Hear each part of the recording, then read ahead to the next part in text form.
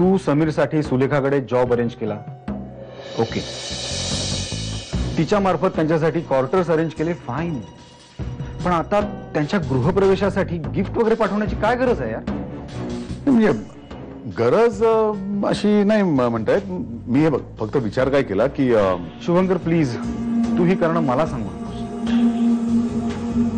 तुलाही स्पष्ट माहिती आहे की अश्विनी ते गिफ्ट घेणार नाही.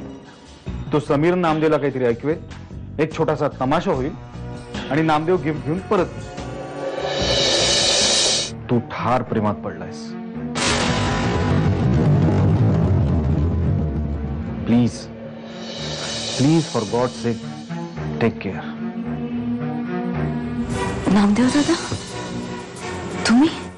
साहेबांनी ह्या गिफ्ट पाठवलं नाही. साहेबांनी म्हणजे शुभंकर प्रधान.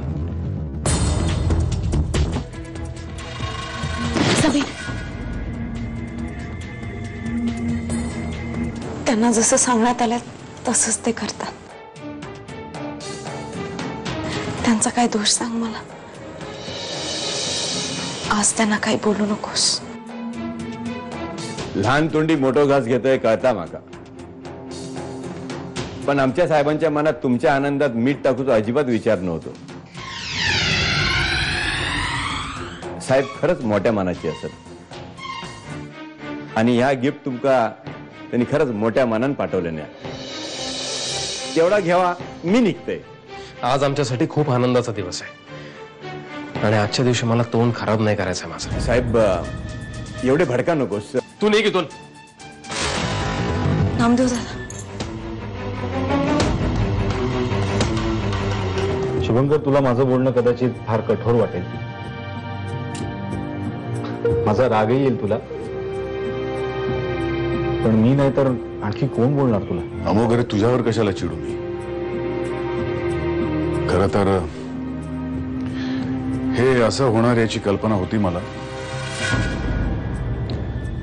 पण मी म्हटलं की एक्सप्लेनेशन देऊ नकोस प्लीज. त्याचा काहीही उपयोग होणार नाही.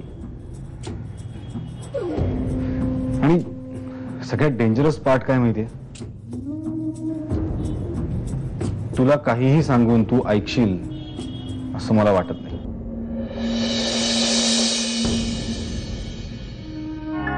गप्प गप्प कायस? काय नाही, बाळ झोपलंय आणि आई पण झोपलेत ना म्हणून. आई झोपली एवढं लवकर? हो, त्यांना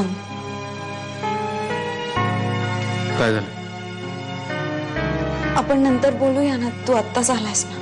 मला आत्ताच ऐकायचंय. बाळाला बाबाच्या हातचं सूप हवंय. अच्छा, ओके, 10 मिनिटं.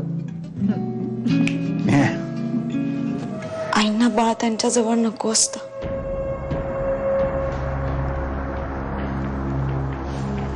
बाळ रडत असताना त्या आजूबाजूला असल्या तरी त्या त्याला घेत नाही. असं 2-3दा झालं. शेवटी मी विचारलं तर मला म्हणाले की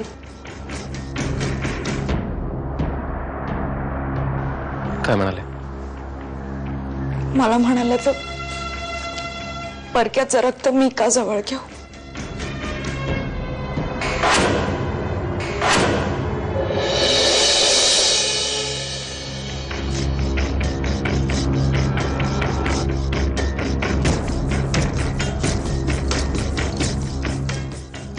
मी बोलतो आईशी. मी सकाळी बोलतो नक्की.